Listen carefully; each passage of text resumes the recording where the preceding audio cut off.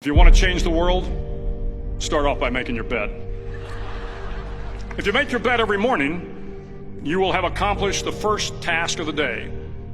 It will give you a small sense of pride, and it will encourage you to do another task, and another, and another. And by the end of the day, that one task completed will have turned into many tasks completed. Making your bed will also reinforce the fact that the little things in life matter. If you can't do the little things right, you'll never be able to do the big things right. And if by chance you have a miserable day, you will come home to a bed that is made, that you made. And a made bed gives you encouragement that tomorrow will be better. To pass SEAL training, there are a series of long swims that must be completed. One is the night swim. Before the swim, the instructors joyfully brief the students on all the species of sharks that inhabit the waters off San Clemente. They assure you, however, that no student has ever been eaten by a shark, at least not that they can remember. But you are also taught that if a shark begins to circle your position, stand your ground. Do not swim away. Do not act afraid. And if the shark, hungry for a midnight snack, darts towards you, then summons up all your strength and punch him in the snout, and he will turn and swim away. There are a lot of sharks in the world. If you hope to complete the swim, you will have to deal with them. So if you want to change the world, don't back down from the sharks. Over a few weeks of difficult training, my SEAL class, which started with 150 men, was down to just 42. There were now 6 boat crews of 7 men each. I was in the boat with the tall guys, but the best boat crew we had was made up of the little guys, the Munchkin crew, we called them. No one was over 5'5". The Munchkin boat crew had 1 American Indian, 1 African American, 1 Polish American, 1 Greek American, 1 Italian American, and 2 tough kids from the Midwest. They out-paddled, outran, and outswam all the other boat crews. The big men in the other boat crews would always make good-natured fun of the tiny little flippers the Munchkins put on their tiny little feet prior to every swim. But somehow these little guys from every corner of the nation and the world always had the last laugh, swimming faster than everyone and reaching the shore long before the rest of us. SEAL training was a great equalizer.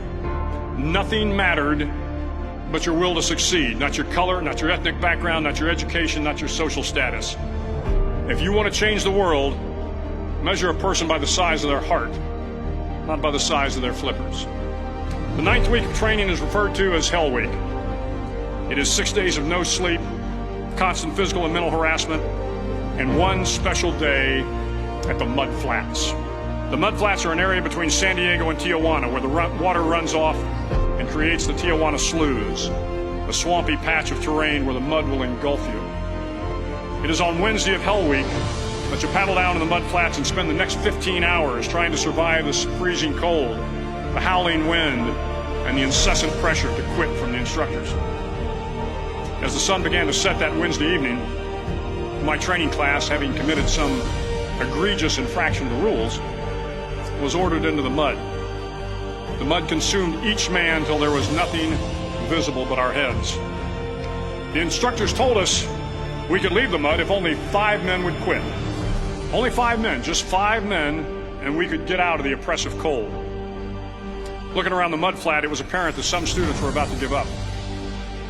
It was still over 8 hours till the sun came up. 8 more hours of bone-chilling cold. The chattering teeth and the shivering moans of the trainees were so loud, it was hard to hear anything. And then one voice began to echo through the night. One voice raised in song. The song was terribly out of tune, but sung with great enthusiasm. One voice became 2, and 2 became 3, and before long, everyone in the class was singing. The instructors threatened us with more time in the mud if we kept up the singing, but the singing persisted, and somehow the mud seemed a little warmer, and the wind a little tamer, and the dawn not so far away. If I have learned anything in my time traveling the world, it is the power of hope, the power of one person, a Washington, a Lincoln, King, Mandela, and even a young girl from Pakistan, Malala. One person can change the world by giving people hope. So if you want to change the world, start each day with a task completed. Find someone to help you through life. Respect everyone. Know that life is not fair and that you will fail often. But if you take some risks, step up when the times are the toughest, face down the bullies, lift up the downtrodden, and never ever give up. If you do these things, the next generation and the generations that follow will live in a world far better than the one we have today. And what started here will indeed have changed the world for the better.